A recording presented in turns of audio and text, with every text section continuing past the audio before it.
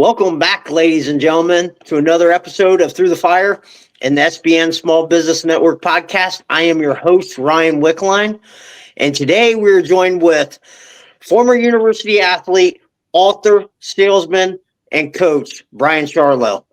How you doing today, Bryan? I'm doing pretty good, Ryan. Thanks for having me. I appreciate it. Hey, it's my pleasure. So the number one question the audience probably wants to know right now is, who is Bryan Charleau? Oh, I'm still figuring that out. That's why it's such a loaded question. But, I've gone through a lot of phases in life. I'm coming up on 40 now pretty shortly.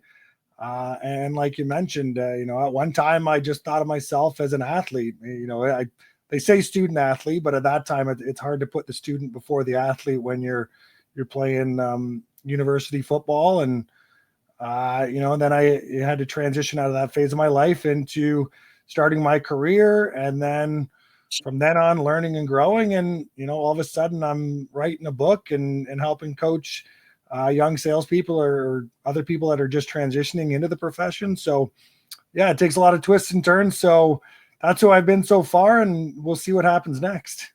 Yeah, life does take a lot of twists and turns. So did you always want to be in sales? Honestly, I never thought of it until I finished up in university. I was doing some side summer jobs, just trying to get some extra money for while I was in university. And I ended up doing pretty good without any training. I kind of got recommended a job and figured I'd try it out for the summer because I was staying in the city that I went to school in. And when I was done, it was just one of those come across a job that it was sales, sports, marketing, a whole kind of conglomeration of these things, and tried it out, and kind of the rest is history. So I didn't go to school intending to be in sales, but I guess just the path things ended up going. That's where I ended up, and then really started to take it seriously after that, after I saw some success and hardships, but I ended up with some success and figured let's go all in on this, and it's worked out from there. Nice. So, what was probably your main goal when you were in university? My main goal was honestly focused on not failing out and playing sports. That was my initial goal. Now, I did have a sports marketing plan in my head because I knew, like, don't get me wrong, I wasn't in the state that I felt like I was going to play sports for the rest of my life. It's just really hard to see the forest past the trees sometimes when you're in the middle of it. But I knew that whole time that getting my education was an important aspect of this, and I never lost sight of that, and made sure that I maintained good study habits and got the grades that I needed to be successful in the the student side of it. So I did have a business marketing, sports marketing type of aspect in my head. But luckily, a lot of the courses that I had to take, we had to do a lot of presentations. We had to do a lot of speaking in front of large audiences that kind of helped slowly prepare me for the profession that I ended up in. But that was my original mindset, was to kind of stay in the sports realm of things on the business side. Yeah. So I got my degree in sports marketing too. So, yeah. I mean, and one thing I noticed being around a lot of college athletes is a lot of them think that they're going to go pro. Mm-hmm. So at least you had the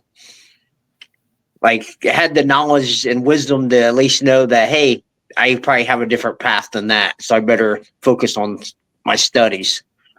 Yeah, and that's something that it's really tough to sometimes remind people about, that, because there's nothing wrong with being, so hyper focused, and that's, to get to the university level of athletics, you have to be that hyper focused to even get to that level. So it's not a bad mindset to be in that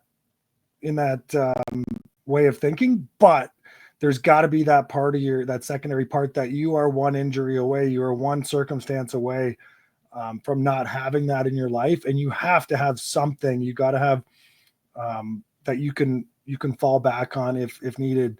You can't just think that you can coast through without taking care of that educational side or planning, if you're learning a trade, anything, some sort of skill set for when you're done. Yeah, exactly. So what kind of adversity did you face in college with your Uh, athletic career? well, one of the biggest things is I was doing pretty well on that side of things, and I had some goals in mind. But as I kind of alluded to on that last question and answer was, I tore my ACL twice in a row. Um, and that was about as far a fall as you can take when you have all these grandiose plans. As I just said, whether you're thinking of taking a pro or even to a semi-pro level, at least continuing it on post university, and that can come to a pretty quick halt. And that's why I really try to tend. I said, don't feel like you have to choose between the two. You can balance both. It just takes a lot more focus and understanding that it's not the be all end all of every game. You still have to get up early and go to your classes. You still have to study late. You have to go and do well in this just so you have that. And that's what I learned the hard way. And luckily, I did have that mindset, and I was able to, go into a career. But the best part is all the things I learned from that it took to be a good athlete, and overcome the adversity of these injuries and actually still play after, even though it wasn't to the highest level. I was able to use that information and knowledge and mental wherewithal to be successful in my post athletic career. And I actually, I don't wish that on anybody. I don't want anyone to get hurt, but it's just the reality of sports. And you can use those lessons learned in your post athletic career, which I've really tried to do myself. Yeah. So you talked about being injured. What was your mindset like after your injuries? Uh, well, right after, well, it was different because I did it back to back. So the first time I was like, okay, yeah, this happens. I'm not the first person to tear their ACL. It's 8 to 12 month recovery time, depending on what you're able to do season to season. It was when I did it the second time because I had all these. It's not that bad. People have been through this before. I can get back and be as good as I was before. When I did the second time, that was about as mentally grueling and exhausting of a 1 year process that I've gone through in my entire life, when it comes to anything athletically or career wise. Um, you go through a period of feeling sorry for yourself. You go through a period of pain and anguish and wondering how you're going to recover, because that's all up to that point in life. If I look back at it when I'm now, it's like, yeah, that was a small snippet of my life, but at the time it was everything. And you don't get the opportunity to see 15, 20 years in the future when you're dealing with that. So it was really tough, and I had to really rely on the people around me to help keep my spirits up and again readjust my focus levels to rehab, recover, not only for the immediate future, but also for the long-term future. You can really, mess up some parts of your bodies if you don't properly rehab when you go through a serious injury. But again, it really took a lot of mental toughness at that time. And I'm really proud of myself for being able to do that. And really, again, relying on the support of the people around me, or else I wouldn't have been able to do that without their support, and able to pull myself from that, move forward, and then use that as a slingshot to future endeavors, which I feel like I've done. And so looking back, do I wish? No, I don't want that to happen to me or anybody. But if it does happen, you have to figure out ways to use it to your advantage instead of wallowing in it. Yeah. I mean, that can be really tough when your dreams are pretty much dashed and they're dashed. Like, hey, what's that uncertainty and fear starts to creep in. Yeah, and that's the scariest part, is you are alone with your thoughts sometimes, and it's a dark place to be. People can't be around you 24/7, and those doubts creep in. And the thing is I know that happens with people in life outside of athletics and outside of sports. Bad things and unfortunate things happen to people all the time in life, and it's something that takes a lot of support and mental toughness to get through it and move past it and be better from it, even though in the moment it seems like you're not going to be able to. But being able to find ways to do that and support from people around you really does help. Yeah. So how were you able to bounce back and finish your career? You have to reset your mind. The biggest thing I say to people is you have to let yourself sit and feel that. Like, you can't block out that feeling sorry for yourself, that sadness, the why me thoughts. Like, you have to move past it. You have to sit in it and acknowledge it and feel it. Then, find a way to move forward from that. Because if you just try to block it out and pretend like it's not there, it just balls up, and it can come out in future situations, or one bad break. If you have this, think about that. If I was feeling that way after the first time and not able to readjust and then the second time happens, it would just be so devastating. I wouldn't be able to move on. But I'm able to recognize those thoughts and feelings, and people have to do this in their life as well, because there's going to be blips even after you readjust your focus and move forward and start going.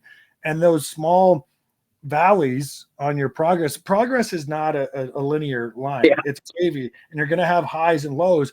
And if every time you hit that low, you haven't kind of acknowledge that feeling that you've got, it's going to grow and grow. And at some point it's going to boil over, and you're either going to have emotional breakdowns, or you're going to give up on what you're striving towards, because you're going to say, again, it happened to me again. You're going to get this victim mentality.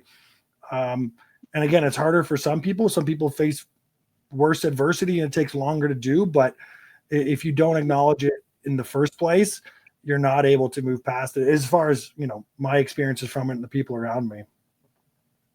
Yeah, I love how you touched on saying that progress isn't just like a straight up shot up the mountain. I mean, there's peaks and valleys in it. That's why a lot of people give up. Mm-hmm. And that's a perfect example of it. To think that any progress is going to be completely linear, exponential, is going to be kind of delusional, in a sense that you're not going to face those lows. And the biggest thing that I had to do at that time was rely on the people around me. I cannot stress that enough. You are allowed to feel down, and you are allowed to be like, I know I'm tough. I know I'm going to get through this, but today sucks. Like, I just had one of those blips where things have been going well, and today just didn't go well, or this week didn't go well. And rely on that support system around you, because they are there to help you, and they want to help you if you're feeling that way. So you have to be able to acknowledge that and use them. And trust me, they will prop you up and help you out, so that when you are feeling good, they want you to succeed just as much as you are trying to. So having that around you really helps. Now, some people have more than others around them, and you have to find maybe some outside sources for that. Just figure out ways to work on those days when it's not going well for you. And again, this applies to any student athlete, but also applies to life, career, professionalism, any of those things. It all is intertwined. That's some great advice right there. Like, you're gonna have good days, you're gonna have bad days. Bad days, go to bed, wake up, tomorrow's a new day. Yep, absolutely. So with your college career being over, you have to start getting a job now. What led you to start in sales? So as I said, I came across something that I felt kind of had a mix of sports, business, sales.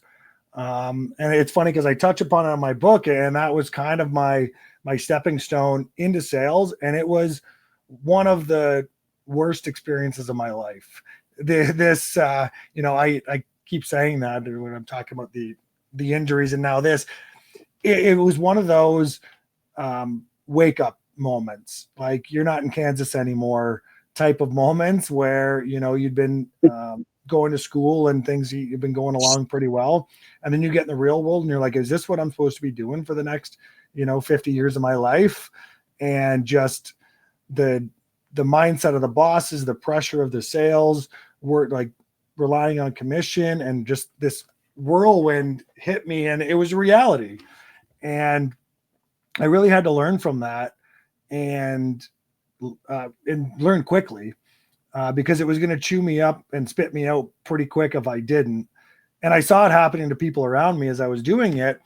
And it's funny because this sales job, again, when I can look back in hindsight, was probably one of the best things that happened to me based on the experience I got from it and the thickness of the skin that I grew from it, and kind of getting a dose of reality, which really inspired kind of why I ended up writing a book, whatever the timeline was, 15 years later, because I did learn so much from it. And I recognized that there were blind spots within sales training of new people coming into the profession. And I thought I might, because what ended up happening is years down the road, I'm talking to people who worked at different companies, different industries, all walks of life, all had some similar experience in their first, couple of years in sales. And that's kind of what led me to believe, like, hey, there's got to be a better way, because there's a lot of missing pieces in the training of new salespeople in the profession. So what were some of the challenges that you faced when you first started? When I first started, well, it was the real wake up call was thinking that I was pretty good at sales, kind of having this false reality. I was like, I had a little bit of success in my summer job. And, at that time I was just kind of kicking around, having fun and enjoying it and making a few bucks. But when I got into this, it was more so like, oh, like my rent relies on this, my food. If I want to go out with friends, like I actually have to make a few extra bucks here and do this. And on top of the reality of getting up early, taking public transit to work, staying late, getting home at, pulling 12-hour days on an 8-hour sales day because I had everything else in between in terms of the travel. And, there's probably people listening to this being like, yeah, well, no duh. That's what the reality of life is. And you're right. But at the time I hadn't fully grasped that yet. And there's going to be people out there that haven't either. So these are the challenges. On top of that, the work environment, like, I don't know if you've ever seen the movie Boiler Room. Yeah. Yeah. And you know how they're like the bosses are picking up on calls and they can listen in. And we had this like bullpen of people and everybody's talking, and the boss is, the manager's telling me to look at him and he's listening to the call being like, say this, no, don't do that. And like different aggression and sales strategies that he's trying to implement on me that I just wasn't comfortable with. A whole bunch of stuff was going on and my head was spinning for about a year as I was doing this. That just, again, created a lot of challenges that I just wasn't aware of at the time. And again, it was something that I had to progress and move on from. And I could have very easily left the profession at that time, but I was able to use that to my advantage and continue to move forward in better situations. That's awesome. How did your injuries and your athletic career help play a role in helping you face those challenges? Well, the one thing I could always look back, especially at that time when it was pretty fresh, I was like, you know what? It's not worse than lying in a hospital bed and going to, physio 4 days a week and trying to recover and do this, right? So that was kind of my fallback, where it was like, yes, things have been worse, but it was the mental mindset of like, if you can do that, you can face this challenge. This isn't as bad as you're making it out to be. You just happen to be right in the middle of it right now, so it seems worse than it is. And just having that, one of my favorite terms is David Goggins always used the term mental calluses, from experiences where you've relied on your own abilities to get through difficult situations in the past that you can turn to when you're facing adversity in the now. And that's something like the term, it's like, if I can do that, I can do this.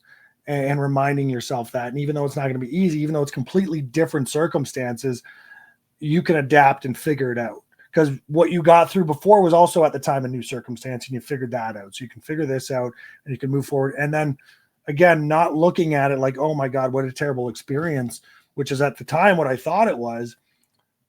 Being able to say, you know what, I can use this to my advantage. I'm going through something and I'm going to get through it that most people don't and haven't experienced. And I'm going to use this for the betterment of my own progression career wise or down the road, right? There's so many things you can take away from it if you have the proper mindset.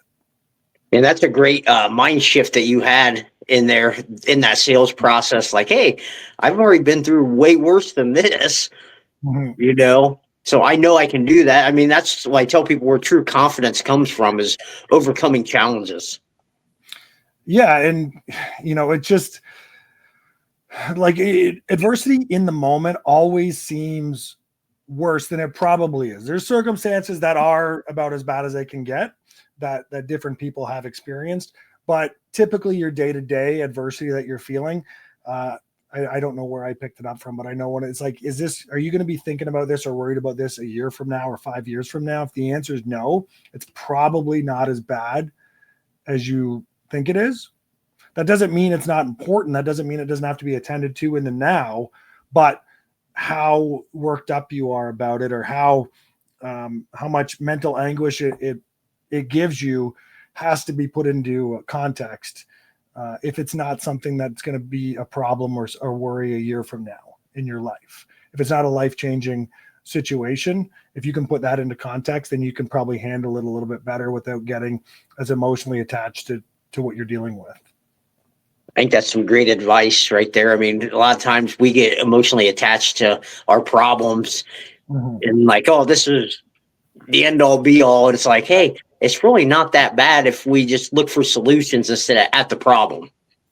Yeah. And I find that you don't want to swing too far. You don't want to be like, this isn't important, I don't have to deal with it at all.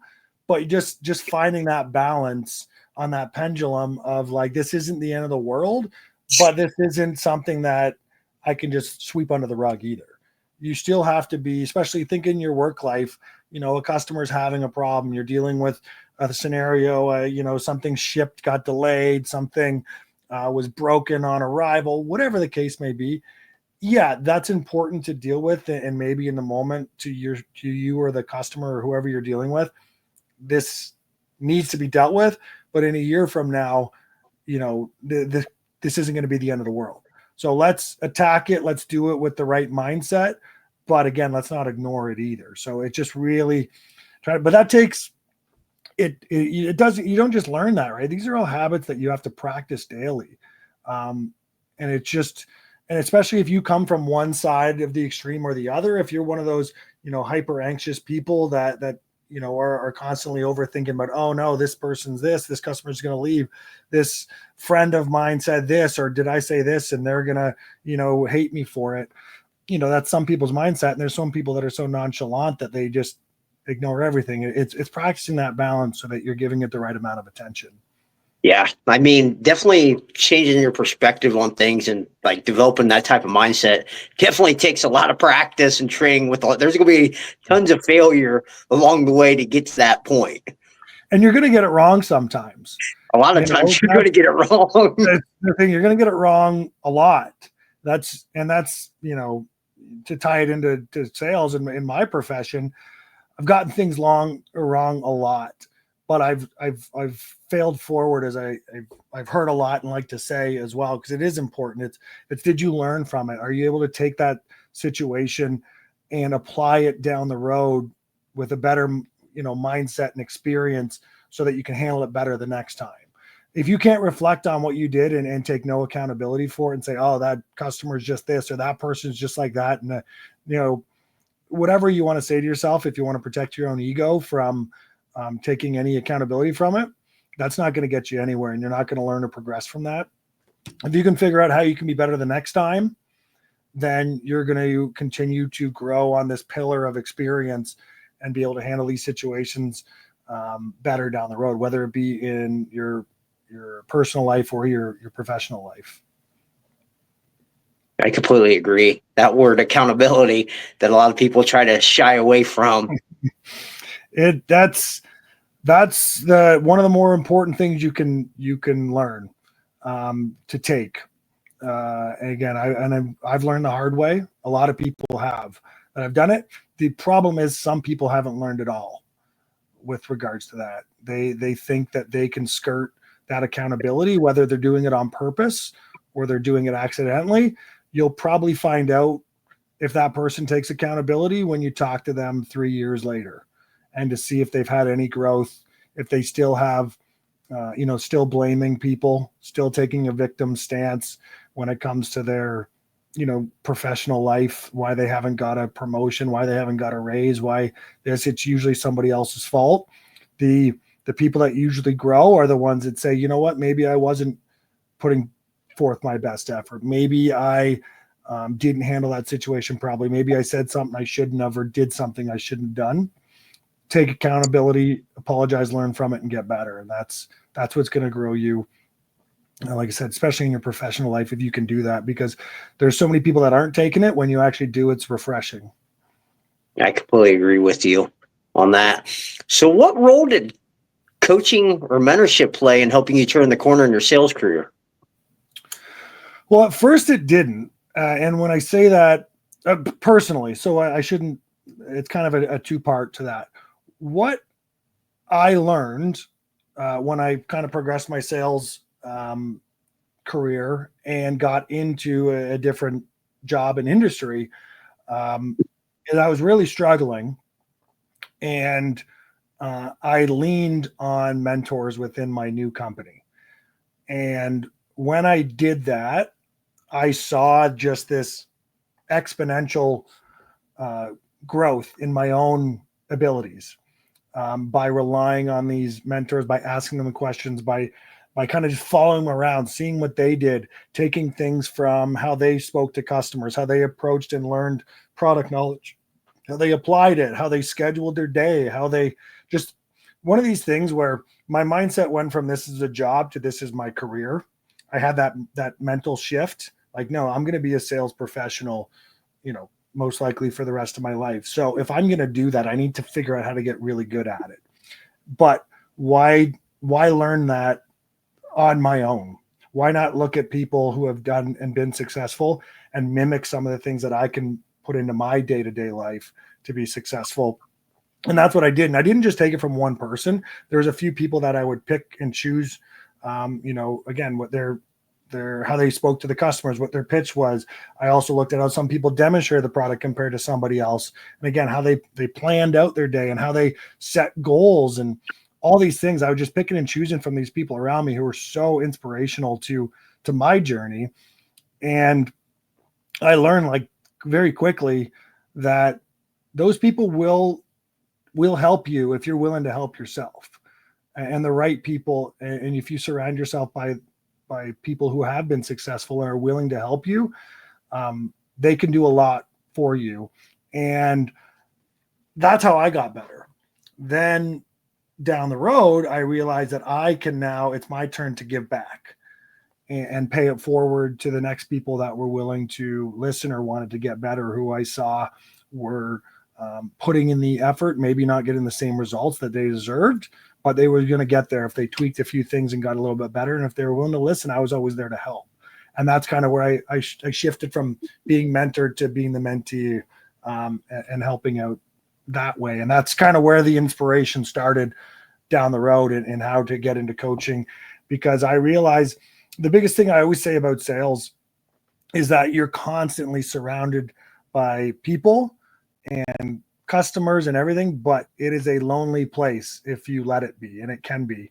And if you aren't willing to reach out for help, or if you're not willing to take on advice that's given to you because maybe somebody else is seeing something, it's going to be a lot slower progress than you're hoping for, and you're gonna miss out on a lot of learning opportunities. True. That's so true. Yeah, like I always tell people, like success leaves clue. That's So a good way to put it. So you can watch any, like, just look at it, everybody around you. I mean, you can pick up small things and make it your own. Mm-hmm. And that's how you get better at something. Yeah. And I think that the biggest thing that people try to do when they get into sales, they try to be somebody else. They have a perception of what a salesperson is supposed to sound like, look like, talk like, all these things. And that's not the case. Anybody that's willing to put the work and effort in can be good at selling. They just, as long as they have the right foundation, which is integrity and the willingness to learn and help the customer not try to get sales, try to help customers. And with that, the sales will come from the right place.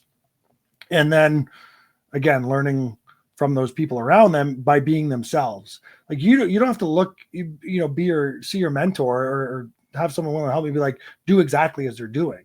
No, watch them, study them, and say, oh, that, you know what, I can incorporate that myself. That kind of sounds like something I'd be able to do. You know what, he's actually really good, or she's really good at this.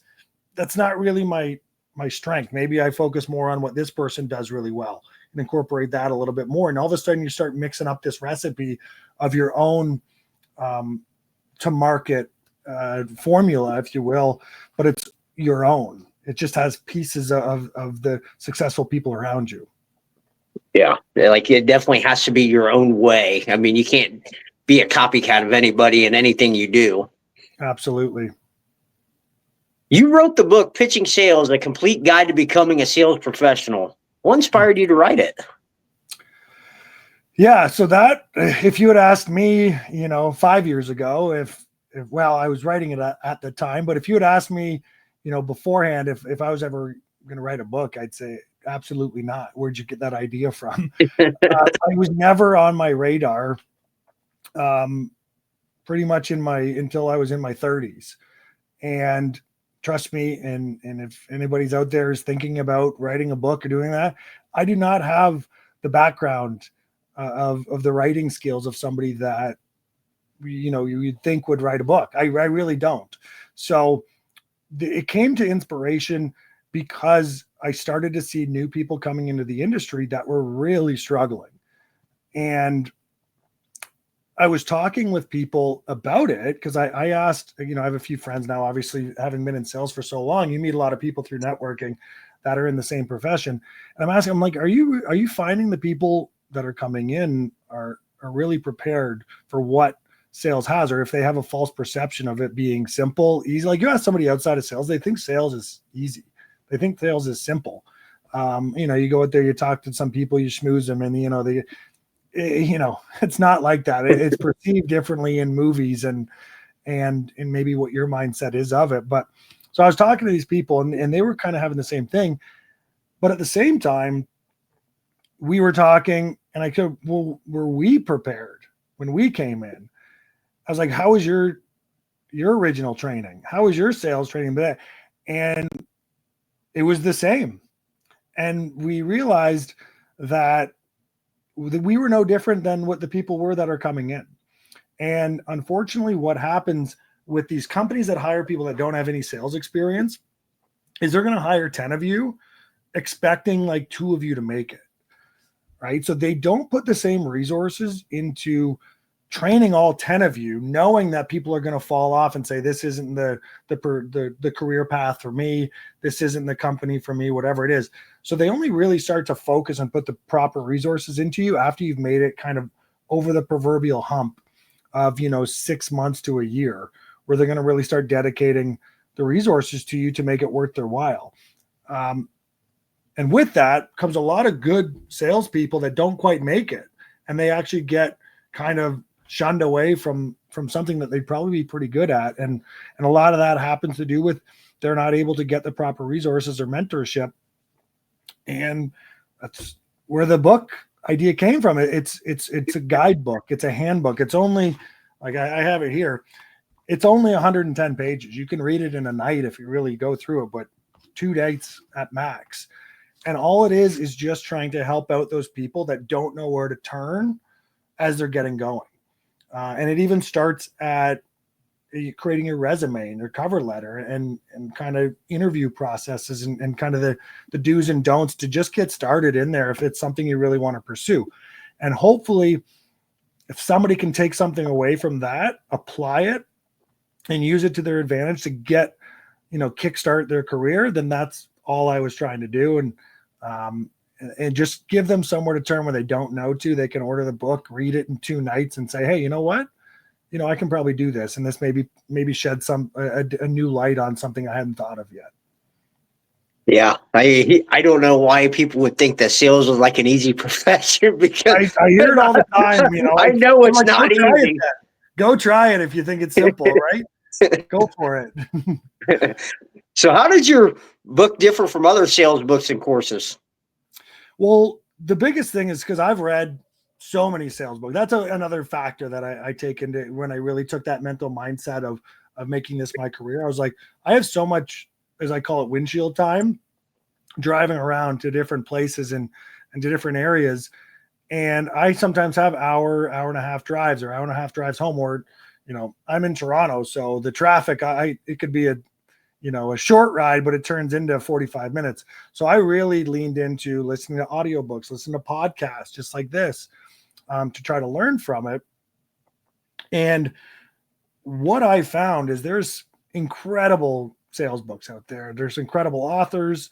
There's so much I've gained from a lot of the sales books that I've read. But what I found is they were helping people go from like good to great or great to, incredible.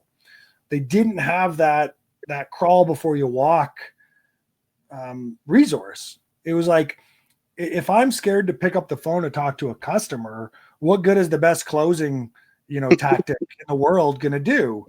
If I can't keep this person on the phone for 5 minutes, or I'm afraid to pick it up or knock on the door or get over that fear of rejection, or how do I turn to a mentor? So I just felt it. There was a blind spot out there for the people that needed that first swing, that first push.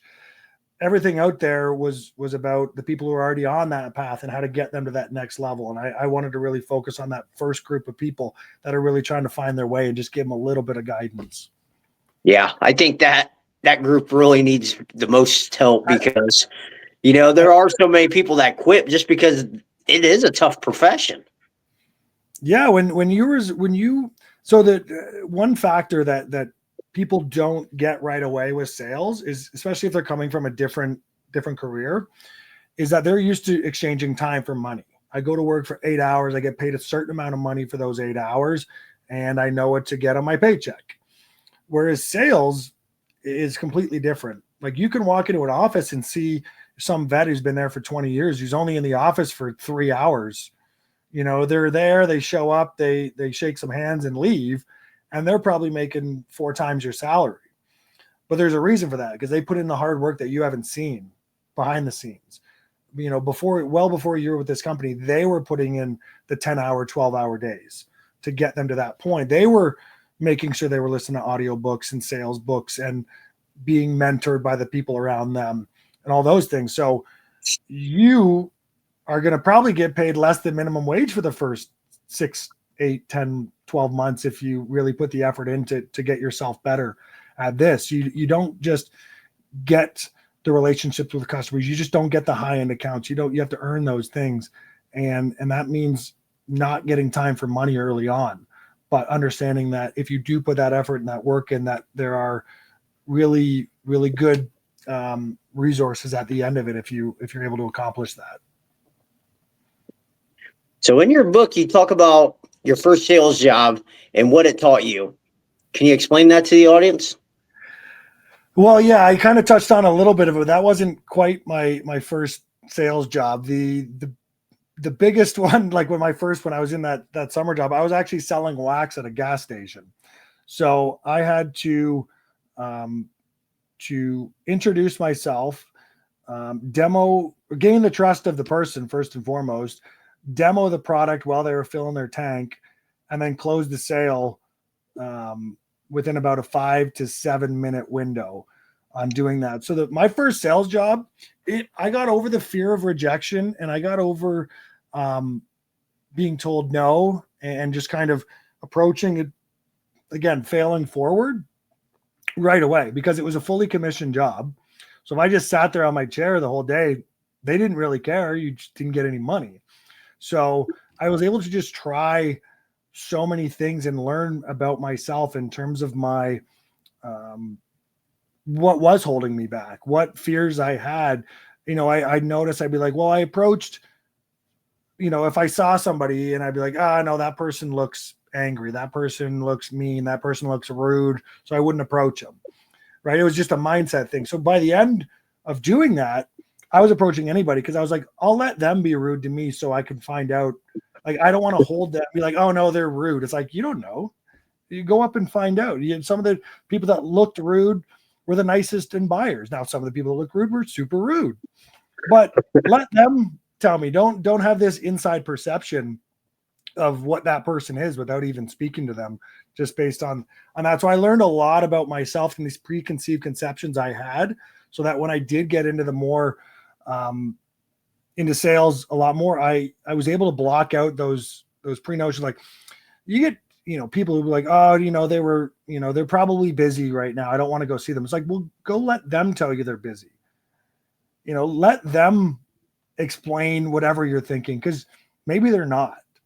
And the only way to do that is to apply yourself and put yourself out there and be told no and face that rejection, because you just get that thick skin and it just doesn't bother you anymore. And that's something I really had to learn, because I noticed that if you saw me on my first week at that job, I probably approached 20% of the people I would have at the end of that job, just because I just had blocked out that part of me that kept telling, like, what if he says this? What if they say no? What if he's rude? What if he's in a hurry? He's not making eye contact. Okay, well, I'll tell him to tell me to go away. You just kind of, you break away these barriers that you hold on yourself. And one of the big things that I talk about in the book is getting out of your own way. And that was part of it. And that was a big factor. And I was really proud of that point, because I had to learn that. Like, everything I put in this book is something I learned firsthand, or I spoke with other salespeople about. But that's a biggest one that I had to break away these preconceptions I was telling myself that prevented me from, applying myself. I loved it. Like, when I first seen what your first job was, I was like, man, that's crazy. It's like, you probably didn't get too many buyers, did you? No, not at first, because I wasn't talking about people. First off, there's a high rejection rate. There's a high no rate. Yeah. If you're only talking to 20% of the people, well, I didn't, obviously I got better at it as I went along, but to get better, you have to actually pitch it. You have to hear rejections. You have to get tangible. I always say you got to get tangible information to get better in sales. And that applies to sports. That applies to anything. You have to find out firsthand experience to you. Like, how am I supposed to overcome objections if I haven't heard an objection yet? How am I supposed to know what people are going to say if I haven't talked to them? So as you gain all this information, you're able to mold your own approach and way and overcome these objections and get to the close, and, asking for the sale and all these sales cycle things that professionals do that are always in the back of their mind. You got to learn it firsthand. There's no dancing around it. You got to apply yourself. And that's always what I stress. It's like, go out there and be told no.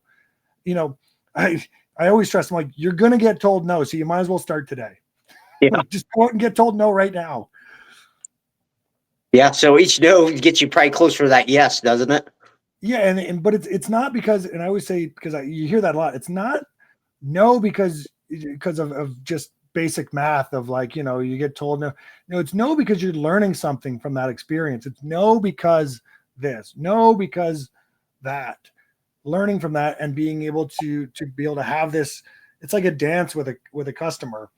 And when you really find out that you are able to help them, having that experience is going to go a long way in getting those sales for you.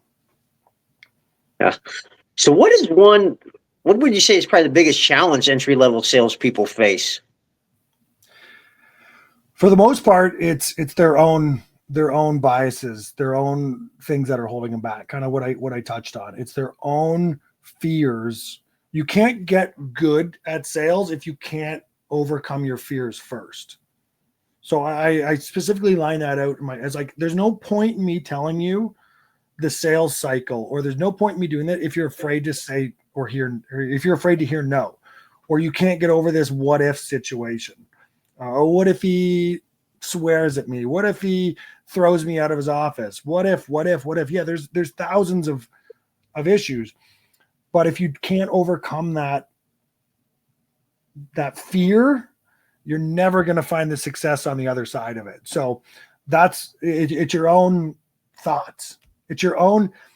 The best way to put it is you spend your entire life avoiding getting told no. Whether it's in relationships, whether it's in sports, life, anything, you're actively avoiding no.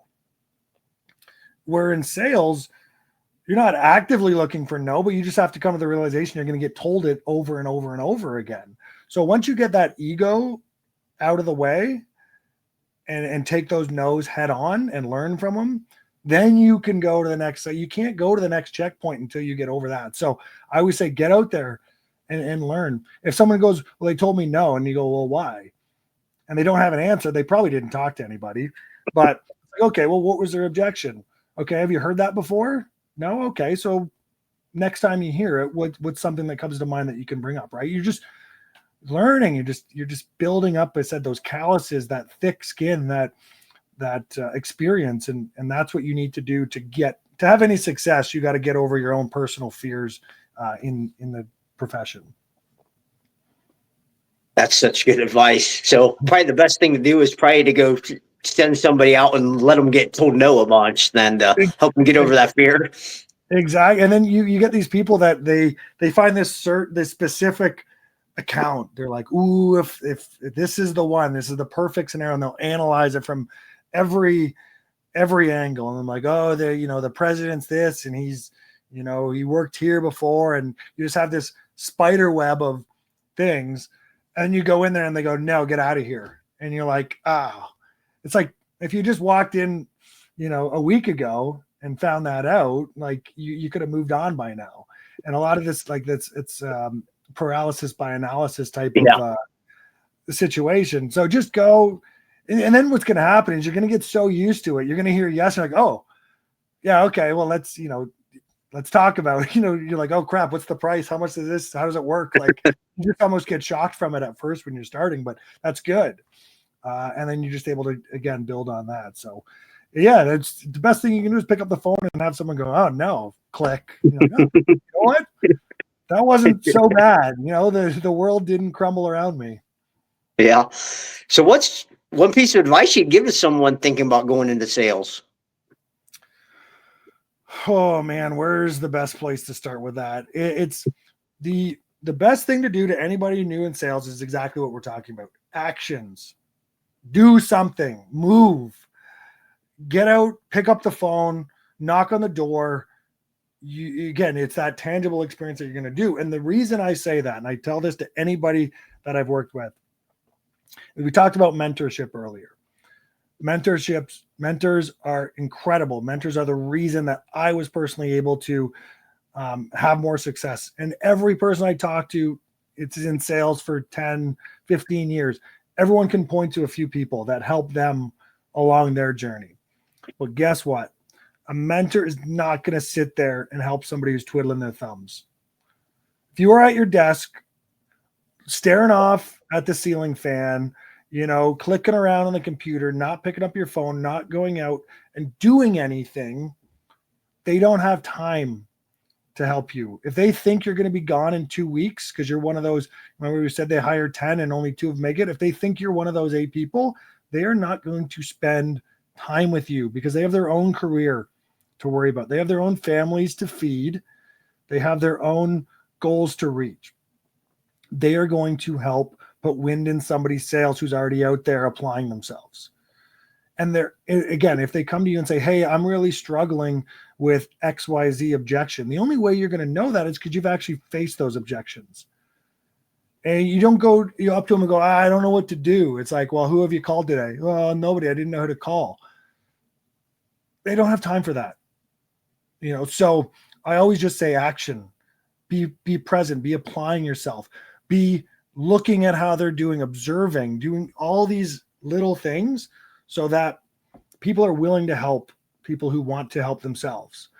And again, that comes from an accountability standpoint that we talked about earlier too. Yeah. Hold yourself accountable, that you are applying yourself as best as you can. And trust me, there will be people that are willing to help you if you're able to do that. And then once people start helping you and you start applying yourself and learning, then you're off to the races. But you got to get to that point before anyone's going to, people aren't going to feel sorry for you because you're sitting there staring at your phone. That's some great advice for any profession nowadays. It is. Again, this is a lot of this stuff applies. I just happen to be in the sales side of it, but it works all over. It works for athletes. It works for anybody. People don't have time to help people if they think they're wasting their time. Yeah. They don't have time for you. And sorry if if that's not the advice you wanted to hear, that's just the reality. It's the truth, though. Yeah. So how important has personal development and mindset, the shift in your mindset, been on your journey? Huge. And it's something that I'm constantly working on. It's something that I find myself looking back on how I handled situations personally, professionally, how my visceral emotions to, if you want to apply it to a career, you get 90% of the way to a deal and it falls through and they go with a competitor. How do you handle that? What is your initial thoughts? Is it, ho hum and mope around for a week? Is it learning from it? Is it saying, okay, well, if I got 90%, I'm going to get the next one all the way there? Or going back to that customer and saying, hey, listen, I understand you went with the competitor stuff. Can you tell me why? Can you tell me what turned you away? Because they've already made their answer. There's no pressure. They're 90% of the time they're going to tell you. But you can do this in life too. If somebody's angry at you, somebody lashes out at you, or you lash out at them, and you can take a step back and say, what was that caused that? And your professional development and your personal development go hand in hand. If you're not working on one, then the other is going to struggle as well. And as soon as they start affecting each other to such a degree, either it's going to be in a positive manner or a negative manner. You have to decide on which one it is. And it's funny you mentioned that, because one part of the book is, I'll look at the exact heading that I have for it, but it was a big factor. It says create good habits outside of work. You can't be organized at work and disorganized at home, or vice versa. You can't be accountable at home and not accountable at work, or vice versa. Like, all this stuff goes hand in hand. You have to be working on your professional. You have to be working on your relationships at home, whether it's with a spouse, with kids, with a partner, with friends, whoever it is.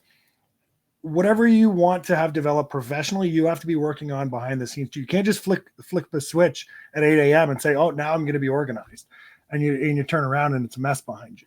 Or guess what? I guarantee your car's a mess, and I guarantee your work desk is a mess, and all these things. So if you want something to switch for you professionally, you need to start doing it away from it. If you're constantly late for meetings at work, or not showing up at time and be like, oh, the traffic, I got caught. Well, guess what? The traffic's going to be the same tomorrow, most likely. You need to start planning a little bit better. There's a good chance you're probably late for meeting your friends, when you're going out, or you're late for meeting somebody else out. So you got to apply this whole concept that they go hand in hand. And that's why the personal development, once I really recognize that, personal development became massive. And I don't just listen to sales books and sales, I listen to motivational things. I listen to things on money management. I listen to things on personal development, because you got to become a well-rounded individual. Again, that's infinite learning. You'll never stop at that. If you think you've learned everything, you're lying to yourself, and you're wrong. There's enough information out there, podcasts, books, courses, everything for 100 lifetimes. So if you think you're going to learn it all in this one, you're wrong. So you constantly have to be evolving that, and you have to make that a priority, whether it be physically, mentally, or professionally. So I always encourage that, because I really think that everything goes hand in hand, and you'll be shocked at when you start cleaning things up in your personal life. Coincidentally, things start to go a little bit better in your professional life. It is fully coincidence, I know, but you'll just notice those little changes, whether it just be you're mentally in a better spot, you're getting better sleep. I talk about sleep habits. It's like you can't get 3 hours of sleep and wake up and think you're going to be a good salesperson, consistently. And that goes with any part of your career. Like, you need to develop these habits and become a well-rounded person to have a balanced, career. Yeah, I completely agree. I think most high achievers understand that, personal development is the key to everything, like in your personal life first, and then that translates into your professional life. Mm-hmm. So You already kind of mentioned it. So this is one question I always ask all the guests. What is one book you would recommend to our audience in regards to personal development or mindset? Why this nice book right here? No, like I'd like to give some really good advice on that because I am like I listen to Audible. I'm actually going to pull up my Audible library and see if I can pull up the one I have at the top of my list right now, because I'm kind of floating through a few of them. Honestly, when it comes to being like just a good person with integrity, like if you're the perfect balance is, and it's an old one, but man, is it a good one? The How to Win Friends and Influence People by Dale Carnegie. So underrated because it's literally just telling you to be a good person. Yeah. And have integrity and do things to your best of your abilities. And again, there's success stories that go with it, but it's such a simple concept. And it was written, I don't know the exact timeline. It was like the 30s or something like that. Yeah. That it was still done. rings true today.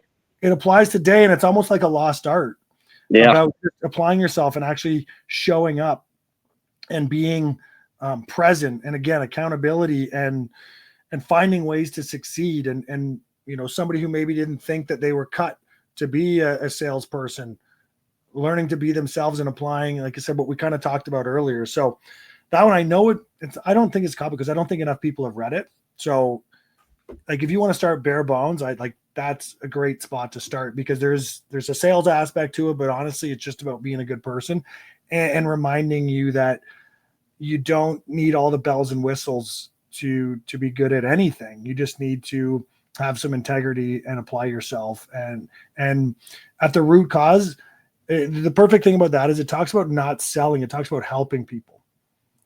If you're helping people, they're like, if you come from a good place and you're helping them to solve a problem, that's the best form of selling that you can do.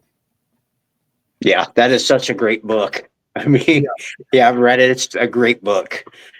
Yeah. So what are your short-term and long-term goals?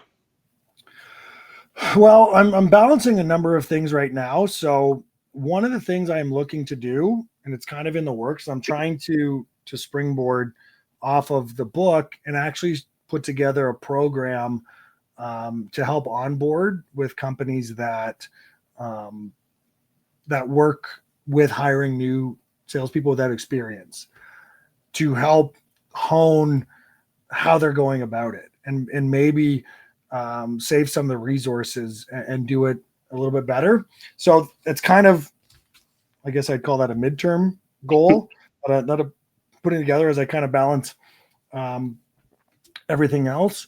And then the kind of the long-term vision along with balancing my own career in sales, because I still work sales all the time as well with my everyday job. It's not just this. So I do my best to practice what I'm preaching. I would never tell somebody any piece of advice that I haven't followed myself or I hold myself accountable to at the same time. That doesn't mean it's always the best advice. It's just worked for me and it's worked for the people around me that I've talked to in depth about this. So when it comes to short term, that's kind of day to day, growing all these things at once, and then maybe branching out into an onboarding program and kind of seeing where that takes me from there.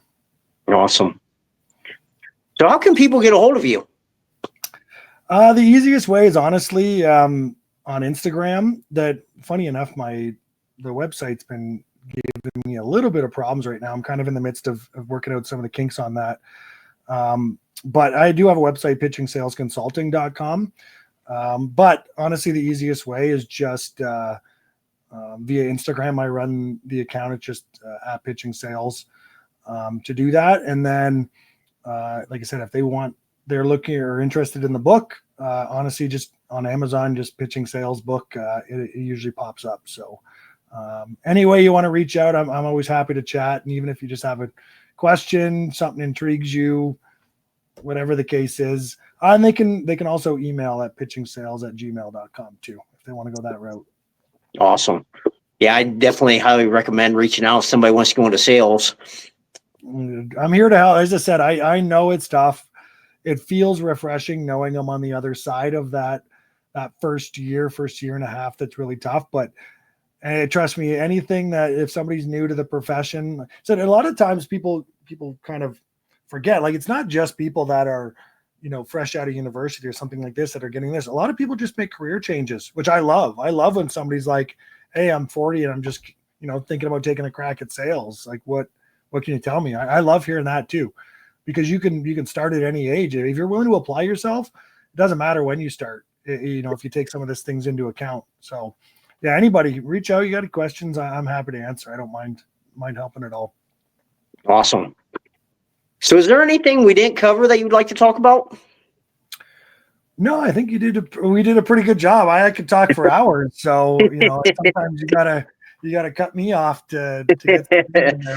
But I'm just really passionate about this. And I know that and the reason is I know there's somebody out there that is struggling with this, that doesn't know where to turn to. They haven't figured out a mentor, and I hope, if you're at this point in the podcast and you're not even in sales or even thinking about sales, there's something you can take and apply to it. It's just kind of a real passion of mine that I really enjoy talking to. So that's why I think we covered lots. But yeah, I love it. Yeah. Like, I can tell that you're very passionate about helping people, which is what it's all about. Okay. Final question. What is one piece of advice you'd like to leave the audience with about overcoming adversity? Two things, and I'll reiterate it because we kind of touched on this at the beginning. One is don't block out that feeling when you're feeling low. You have to sit in it for a little bit. You have to acknowledge it's there. You cannot ignore it.